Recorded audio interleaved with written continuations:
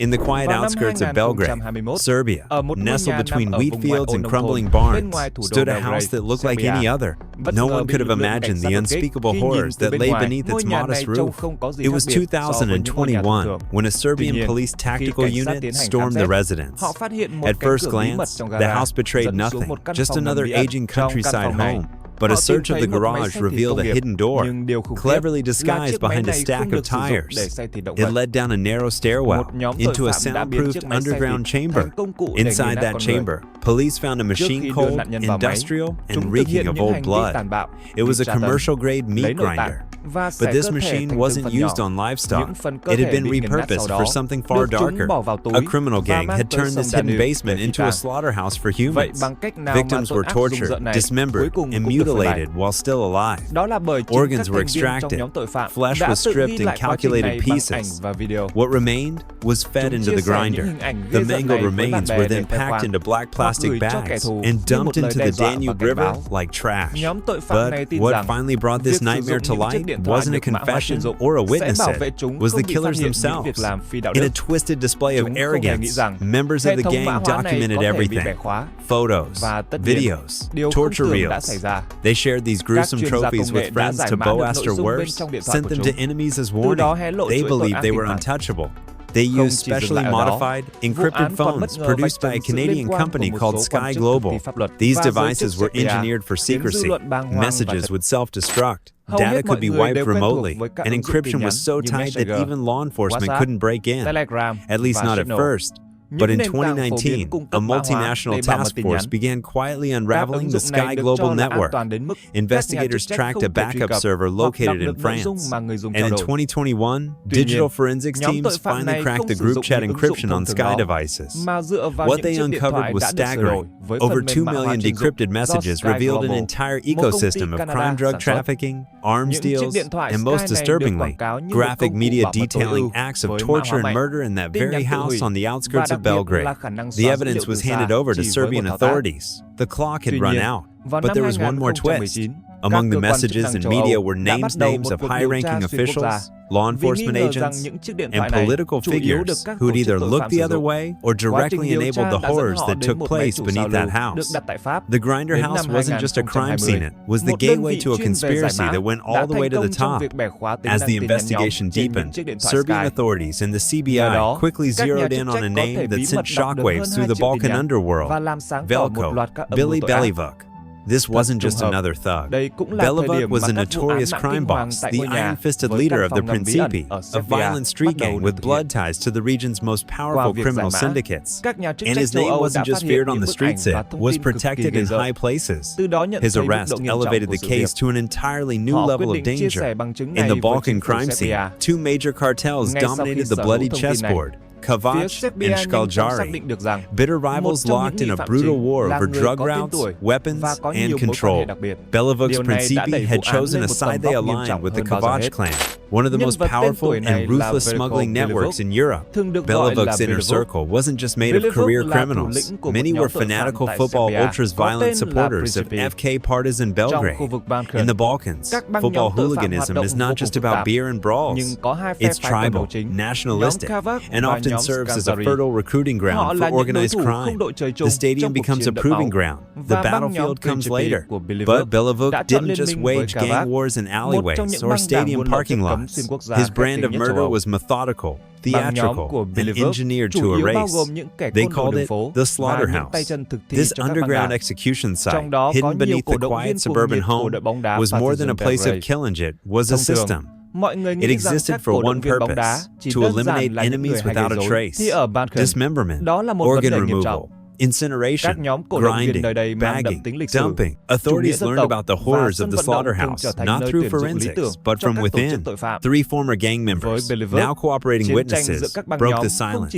Combined with damning evidence decrypted from Sky Global's encrypted phones, investigators pieced together the mechanics of the murder scene, the psychology behind them. The first known victim of the slaughterhouse, a close friend of Belivuk himself.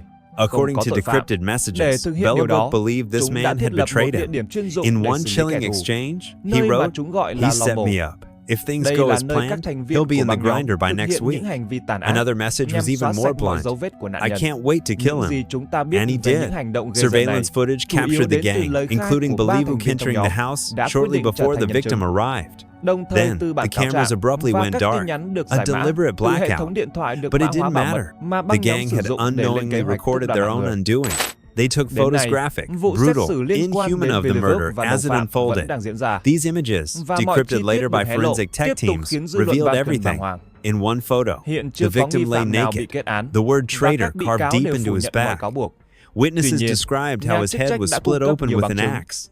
His body was butchered, piece by piece, then fed into the grinder. The remains were bagged in plastic and thrown into the Danube, a fate designed to vanish a man from existence.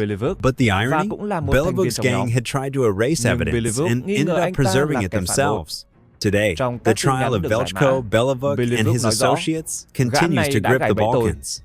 Though no one has yet been convicted, the decrypted phone data, eyewitness accounts, and photographic evidence paint a damning portrait of a gang that mistook encrypted silence for immunity. The grinder house wasn't just a place of death. It was a cathedral of violence, a laboratory of evil, and the beginning of the end for one of Serbia's most feared underworld kings. The next victim wasn't just a target, he was a message. A member of a rival gang, he had been lured by someone he trusted, a friend who offered him the chance to purchase firearms. It was a classic setup, the kind that feels harmless until the doors lock from the inside. He was driven to a remote patch of overgrown grassland just outside the slaughterhouse.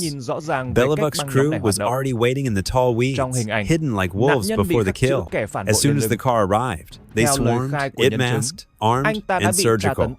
He was dragged from the vehicle, bound, gagged, and thrown into the back of a waiting truck. Destination, the slaughterhouse.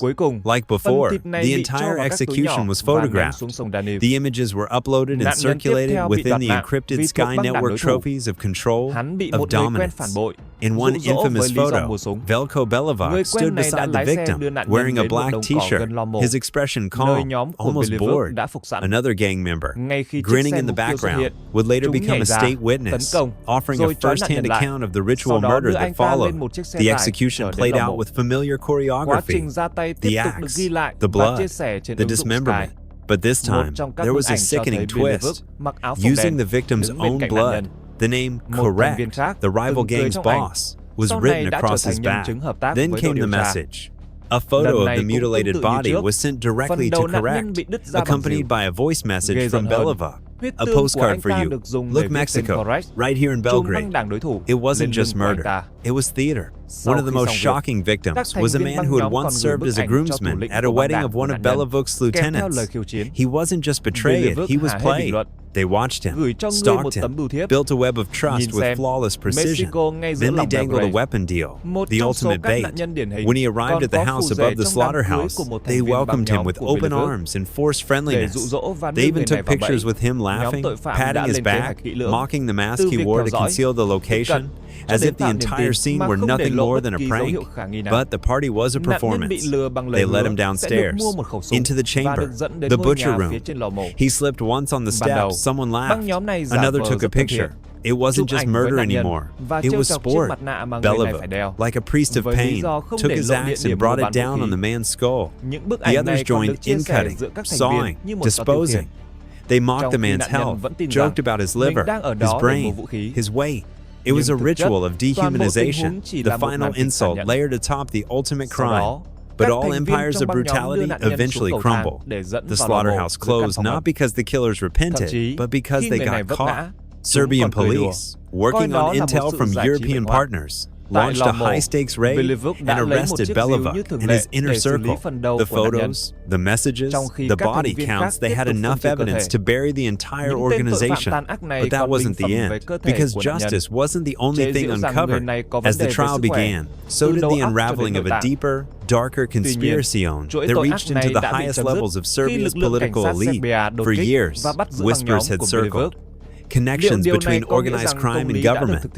Now, those whispers had teeth. Some claim Belivuk wasn't just protected, he was used, employed, weaponized. Serbian investigative journalist Stevan Docinovic, long known for exposing the dirty underbelly of Balkan power structures, stated plainly in an interview, the Belivuk gang wasn't just tolerated by the government, they were useful, and at times they were protected. He named names.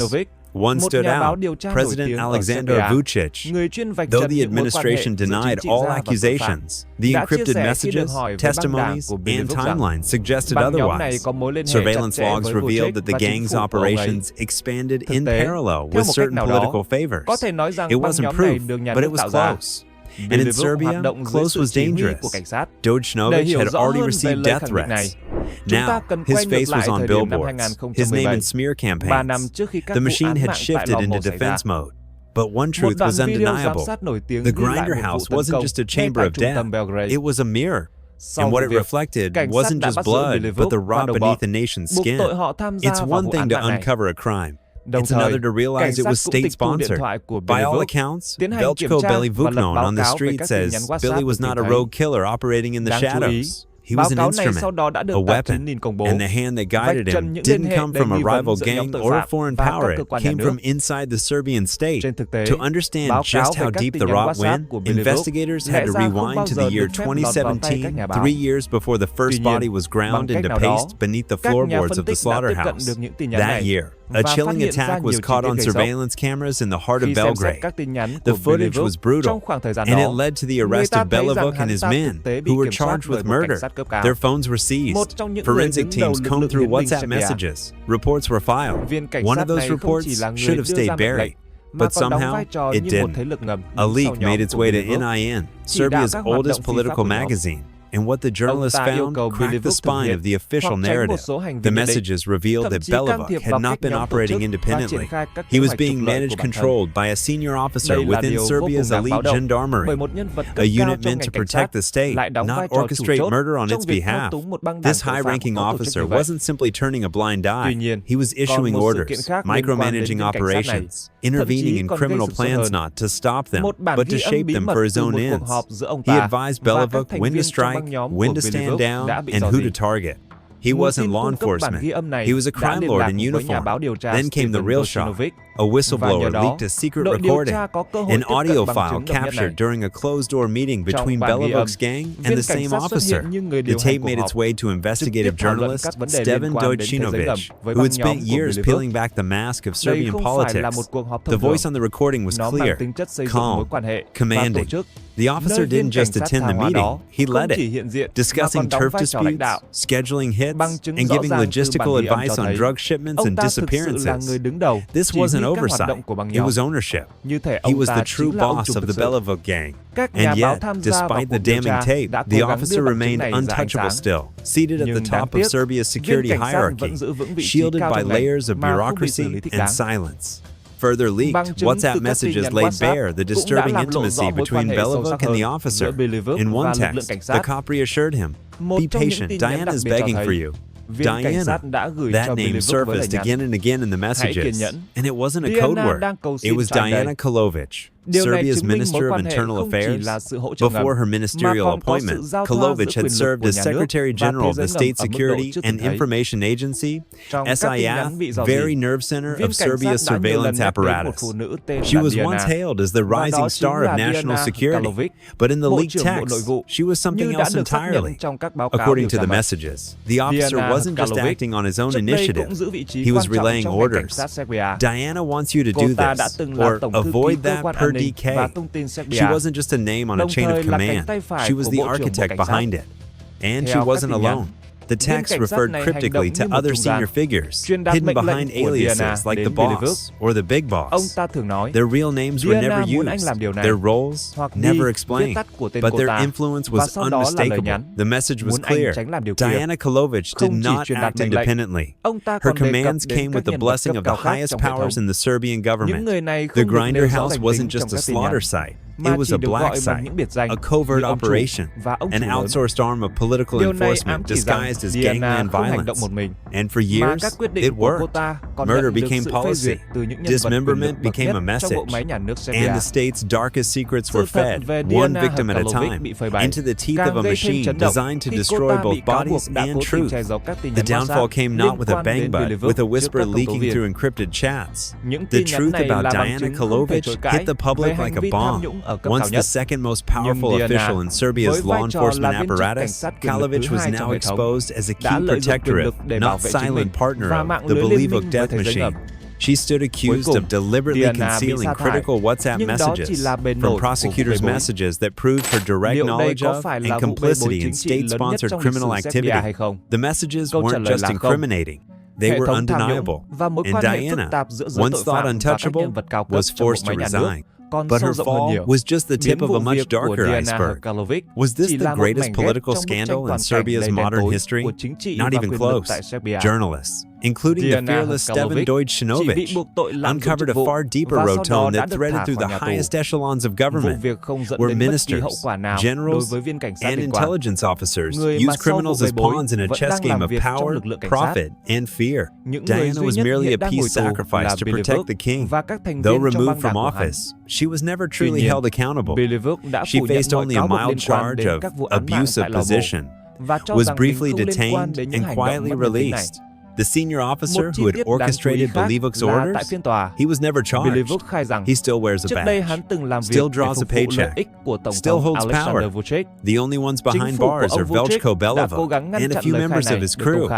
And even they have rejected the charges tied to the grinder house, claiming they were scapegoats for a system that once fed off them.